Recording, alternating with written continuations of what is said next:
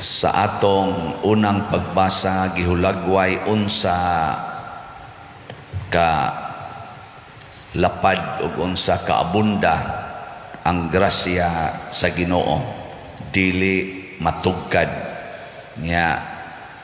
The more nga mo immerse tas atong kaugalingon sa grasya sa Ginoo, the more sad nga mag-anam siya kalawom ug kadako. Mo na nga diris unang pagbasa, siging misyur hangtod nga di na niya malakaw, maglangoy na siya. Kumusta marong grasya des niyong kinabuhi? Naglakaw pa mo o naglangoy na?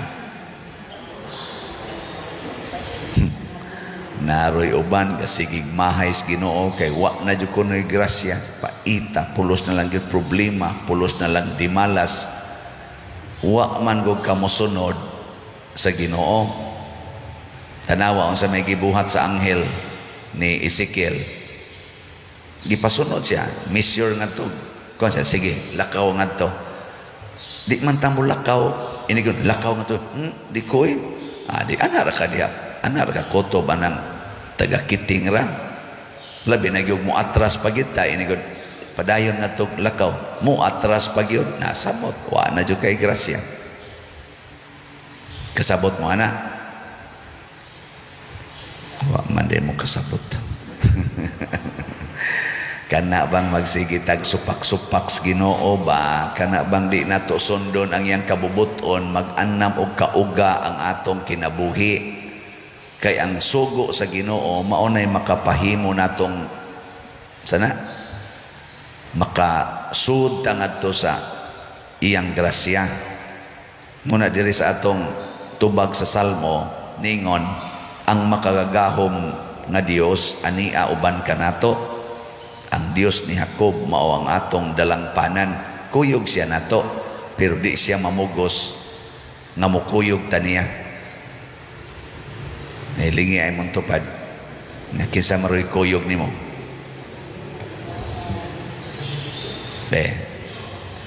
O Ginoo gani, wa gyud kay problema. Wa gyud problema. Kana bang wa na gyud kay nanaman tanan. Pero naa gani karoy problema, naa karoy kabugat nga gibati, naa kay kahasol nga gibati nga mura kag maguol, mura kag masuko, pasabot dili Ginoo imong kuyog. Yawa. No, maro man kay nang yawa. Adto man kanya dadon sa kunuhay sayon nga kinabuhi. Nya dayto padung dayto sa pagkawagi ayo. Nalitan wa kay kwarta, ingnon kasyawa, pangutang. Hay may sayon, pangutang o antusan ng pagkaway kwarta. Hay may sayon ana. Sayon kayo ang pangutang. Kay karon dayong adlaw, madawat man nimo ang solusyon. Pero moingon gali siya, antusa lag mga usa ka buwan ay gyud pangutang. Siya wa na mo koy makaon. Pag-init lag tubig nya moy imna. Nya butangig dahon sa gabon or dahon sa bayabas. Nya mo na siya imna. Kung ano na kana ganing igo na makapabuhi na nimo usa ka buwan. Ay lang gyud kan. Uy di madahon sa ala, palit na lag luya. Nya moy kaon-kauna ang luya. Kay kuan man sana tambal man sana ang luya sad. Kuy kalain sad ani. Ana, amo kay na imong buhaton di mangutang ka. Tanawa, inig-abot nas imong utang daan og bag-o, ngutkot kas imong adto di kas Ginoo in taon. Makabayad ako sa akong utang iyang Ginoo. Nato ana, sugod na. Nya og di gyud kabayad, Ginoo pay basulot. Wa ka kita Lord, kalisod na ni akong kahimtang, kalisod na ing Ginoo. Ikaw ra jud naglisod-lisod nimo. Katong sa kada nako misyon ni sunod pa lang unta kaato. Galangoy na unta karos grasya. Inigingos Ginoo nako, baligyag slat. Baligyag slat. Wa may halin Lord, padayon lag baligya. Tanawa di ba? Maglangoy kita sa grasya. Na magi mo palit. Kanang uban di mo palit, awa na. Uga na kay nagkinabuhi. Mao bitang wa mo palit, kay ang iyang huna-huna wa siya kwarta, pero kusog kayo ditong patada ng swertris. Kusog pag yung kayo magsigig panguan, pamalitan ng bagong mga gadgets na pangusab ng ilang mga naong, malitan ng bagong mga igsusulob, nyawa ko no'y kwarta. Mo nang pag-ingon ni Jesus diri sa atong ebanghelyo, niingon man ang tao, di mada sir di jud ko kaabot dito sa linaw, mukutaw ng tubig, di ko kalakaw, wa say mo sakwat nako. Kana bang ang iyang hunahuna ba kanang nagsalig siya sa mga kalibutanong pamaagi. Nya niingon dayon ang Ginoo, 38 naman kakatuig nga masakiton, nya imo magining giantos nangandoy mangyog kag kaayuhan. Kana ba mura bag ning utong siya ba? Ni antos siya 38 katuig. Sinan ka nang paralyzed ka 38 katuig? Kana si Brad Rocco, pila na nakatuig na paralyzed. Ay, ipasa ninyo, ay bana-bana ba? Kamo go din mo inaa din he. Di man kuno naingon ana sa Brad Rocco una. Siguro pila?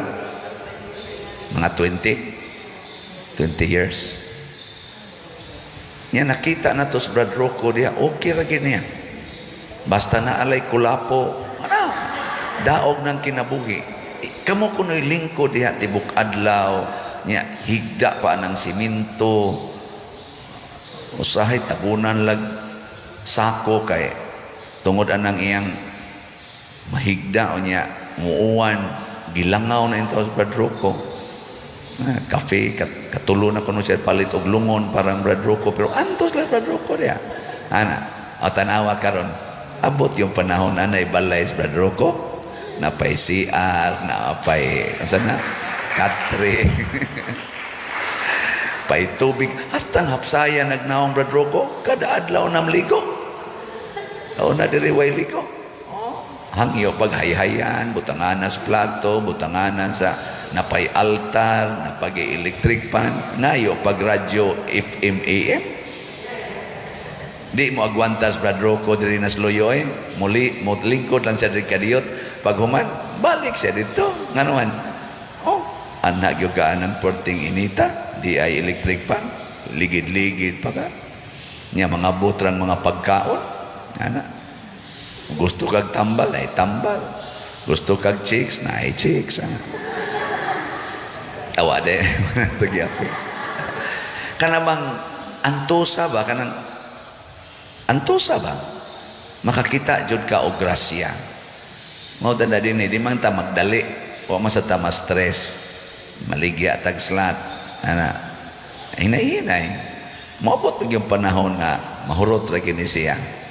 Nya ikahurot na ana nasad kita na sa taog bag-ong structure, sige na sad na hinay, pero ang resulta matod pa dire dili gyud malarag. Matod pa sa Salmo ba, dili malarag ang iyang dahon, magpabilin kini. Salmo ba to sa first reading? Ang kahoy nga gitanom diha sa daplin aning maong suba, kanunay mabungahon, dili siya malarag ang dahon, di muhunong pagpamunga, kay naa magid siya sa suba. Ingon ana ang kanindot kun kuyog nato ang Ginoo sa atong kinabuhi. Ang nakaapan lang karong panahuna kay murag layo na kita sa Ginoo. Nganuman ang mahitabo sad God kun mosunod kita ni Kristo, sama aning nahitabo niya karon dinhi, ang gahom ni Kristo way hunong, sige gyud gaawas ang iyang gahom. Ang 38 katuig nga paralyzed, sigig pangandoy, matuslod siya sa tubig, kapoy kayong iyang gihunahuna, mamugos pa siya kadto, pero pag abot ay ni Kristo, kausara siya giing ng Kristo, tindog niya, pasana ng imong gihigdaan. Wala, humana. Kaya nga naman grabe ang gahom ni Kristo, ngigsoon. Pero tanawa, kung sa'y gidangatan, pagkahibaos mga Hudiyo, mga leaders, nga si Kristo di ay mo'y nag-ayo sa masakiton ug nagsugo niya pagpasan sa iyang gihigdaan sa adlaw ng igpapahulay. Nagsugo dayon sila pagpangitag paagi, paglutos o pagpatay ni Jesus. Dini manggos kalibutan, mailad ta. Kung musunod tas Ginoo, ano bang musunod tas Ginoo ba? Unya atong buhaton ang iyang kabubuton. Nindot ang atong bation, pero dili nindutan ang kalibutan. Masuko. Mao ginay mahitabo, masuko. Nya inig kasuko na atakihon ka. Sakitan man sad ta inig atake sa mga kalibutanon. Muna usahay mo give up ta, nita para way gubot, give up. Hunongan na lang na. Hunongan na lang. Mo na. Kamo. Kung musunod ka sa kalibutan, di jud ka kalibutan, musunod ka sa Ginoo, nga di jud ka maningil anang utang. Way masuko nimo. Ha? Kana bang di jud ka maningil anang utang ba? Way masuko. Oy, kung asawa ka ang imong bana magyaw-yaw. Kung ikaw usa ka ginikanan ang imong anak magyaw-yaw. Kung anak sad ka, nya di jud ka mo ningil utang, yaw-yawan sa kas imong ginikanan. Ha? Di ka maningil, kami gani diri galisod nami, nya kana mga tawhana, hayahay ana, di mo bayad sa utang, ikiha na mga buang-buang mo. Ayaw lang ma. Ya, ikaw, hay may imong palabihon, kana sila o kami? Ana naman na. Kana ding asawa nga di gyud masukos mana bisag nangabit. Wa day magyaw-yaw ana. Kana bang imo rig yung pasayloon bisag nangabit imong bana, hastang kabit imong higugmaon, way magyaw-yaw nimo. Na ay daghan libakon ka, ingno ka na buang-buang dakway. Nalibog na tingali na Muram nagbugo ng bana. Usam ka na siya, anaon, danghag, tanga, anaon, luko-luko, matod pa sa mga Tagalog. Nano di gutaon ka masuko anang gibuhat sa mga badlunga na daghang magyaw-yaw ni mo ana. Labi na gyud mosunod ka anang gisultis Ginoo nga isulti ang kamatuoran. Kana gyud tinuod gyud ba? Isulti. Basta daghan nang magyaw-yaw. Ay kanabi. Lingay mong tupad. Ing na di ka masuko o sultihan kag tinuod. Di mo masuko anang sultihan mo tinuod nga kanang imong kilay nipis na gyud kay na. Mo na kay masuko man ka imong badlisan aron matabunan ang kamatuoran. Di ka masuko nga kanang imong buhok ubano naman gid na kay tiguang naman ka. Mo nang imong kolor-koloran aron mura kag batan-on, tiguang na ka lisod na kag lakaw. Sakita sa daan na pa diri, ikaw manginsulto man ka. Sakit. Pero ang kamatuoran mausay maghatag natog kagawasan. Na siya. Ako bitaw sultihan ko kuan kana gyung sakit-sakit nga kamatuoran. Bugo man ka pa diri. Na kadaghan naman ko naka kuan ana kabati. I-post pa sa social media. Ay tanaw na ko sakit sada pero this cannot change my love for you. Luag na yun. Luag na yun. Hingwarta man ka pa din. Sige man lang kagwali di ang kwarta. Wa jud kay humili nga di na nimo iapil ang slot. Siging pangwarta. Parihara mo anang tanan dihang mga magsasangyaw ka ng mga pastors o mga pari, mga hingwarta. Ana gipost po na sa social media. Inigbasa na ko. Walang ka mahibaw giunsa nako paggamit ning mga slots. Walang ka kahibaw nga ako di ay sige sa kong palit og slots. Nagtuo kag nagsige lang kog sangyaw para kamoy akong papaliton. Ako di sa ko kapanghambog pero ubay-ubay sa kong mapalit sunan ka nang dili mo mino sa napo ka slots akong paliton kada semana. Kinsa man niyo dinhi maka salin-salin so Kinsa man ninyo ana be nga magsigig palit og slot kada semana. Okay. Challenge ta mo. Wa ko moingon sa noon nga parihas gyud nga napo gyud ka slots. Usay sa 5 ra man siya akong mapalit, labi nagminus ang kita sa dupa-dupa. Gamay ra sad ako mapalit. Pero madako-dako sa nap siya mataghapan, madako-dako sang kita. Amabot sa napo, sa abot pagig 20 ka slots. Ang akong point is pasakitan kita sa kalibutan, aron ta mo undang, pero ayaw undang, padayon. Kanang pagsukod sa anghel ngadto pasabot, sige, padayon pa. Ingka, mura magkapoy na, tagahawak na, manilisod ba ya ilakaw ng tagahawak ang tubig? Nya, punan pag yung 500 meters. Lisod oy. Pero ayaw ka balaka. Kay diha niya ng imong kalisdanan, anha ni mo makit-i ang baha sa grasya nga mura na kag maglangoy. Unsa man ang taong maglangoy? Kasuway na mo langoy? Sige, di ba malunod yun mo? Og manggahi ka ba kanang gusto ka mo lakaw? Ang langoy lahi sa lakaw. Ang langoy igo ra kang mo paundayag sa tubig. Mas relax ang paglangoy kaysa lakaw. Pasabot, magkalawom ang imong spirituality, magkalawom ang imong relasyon sa Ginoo, mag-anam jud kag ka-relax. Ito. Hindi mamumuto. Pero mag-anam kag supaks Ginoo, sige kang supaks Ginoo, mag-anam ginagkabati, kabugat ang imong kinabuhi. Mao na sunod tas Ginoo.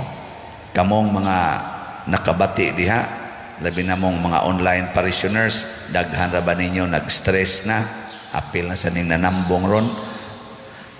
Sunod sa Ginoo, ayaw pagsupak-supak. Kung naa kay problema, pangutan ang Ginoo unsaon ni pagsulbad. Muna atong iyampo na unta kitang tanan, dili unta tagiyahan sa kalibutan, labi na gid anang kwarta. Dili unta kwarta ang mag-guide nato unsaon pag-atubang ang atong mga sitwasyon sa kinabuhi, kung dili ang Ginoo, ang grasyas Ginoo, aron masulbad ang atong problema, unya malipayon pagyud ta, nya duna pagyoy kabalaan sa kinabuhi. Manindog ta.